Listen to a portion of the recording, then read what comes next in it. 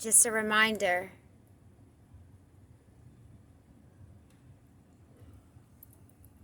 this little necklace says, be strong, encourage. The Lord is with you. Family, with all the fear that's going around, it's a new fear. But the Lord tells us, do not fear. Fear of the Lord brings with it many blessings and benefits. It is the beginning of wisdom and leads to good understanding. You can find that in Psalms 111:10. Only fools despise wisdom and discipline, family. That's in Proverbs 1:7. Furthermore, fear of the Lord leads us to life, rest, and peace and contentment. That's in Proverbs 19:23. It is the fountain of life, Proverbs 14:27, and provides security and a place of safety for us. That's in Proverbs 14:26.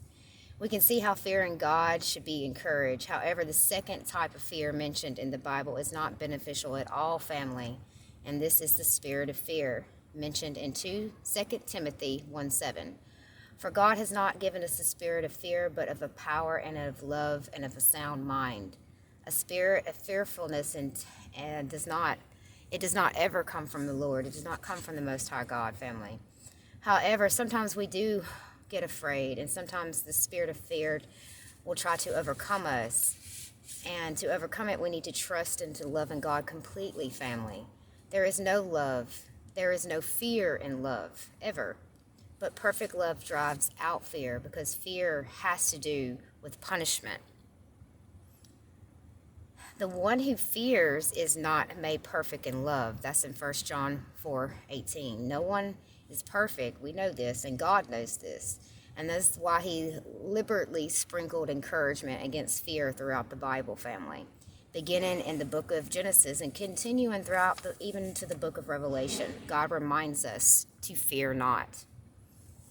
For example, family, in Isaiah 41:10, he encourages us, do not fear, for I am with you. Do not be anxiously look about you, for I am your God. I will strengthen you. Surely I will help you. Surely I will uphold you with my righteous right hand. Often we fear the future, especially with everything going on right now.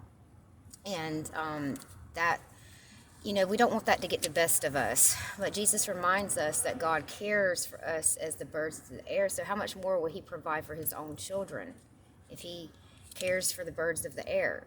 So don't be afraid. You are worth more than the sparrows. That's in Matthew 10:31. Just a few verses cover many different types of fear. God tells us to not fear of being alone, or of being too weak, or of being hurt, or lacking physical necessities. He will cover all the different aspects throughout our life as long as we trust in him and do not carry the spirit of fear, family.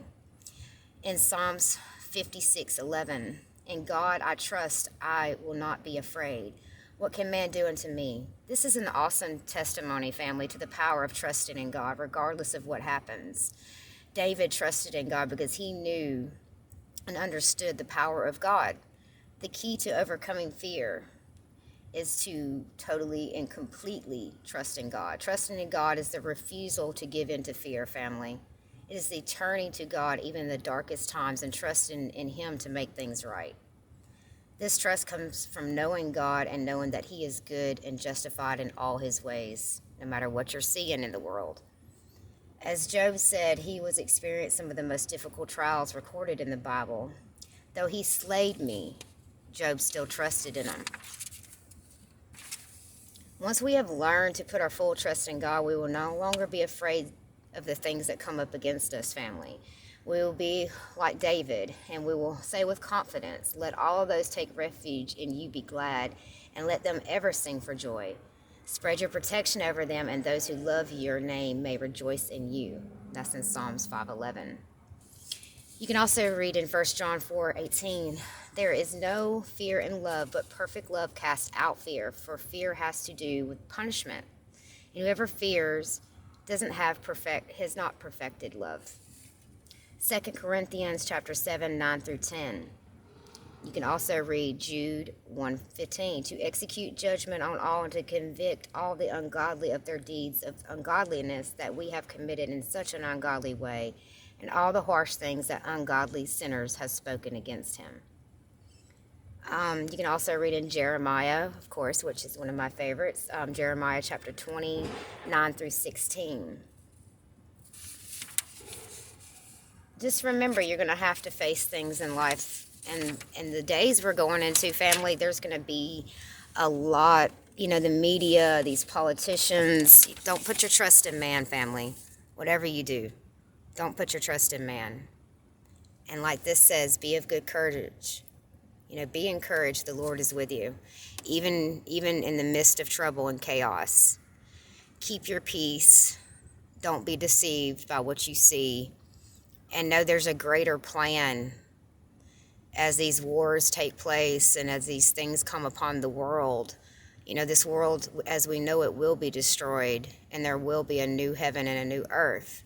So expect these things to come to pass in our future. But be of great joy at the same time, because, we're going to be with our Lord soon. And all this chaos and all this hatred and division and all this will not have a part in the kingdom. All of our tears will be wiped away. Death will be conquered. Satan, the wickedness of the world, the evil of the world, all of it will be conquered one day. So hold fast to that, family, and do not be afraid.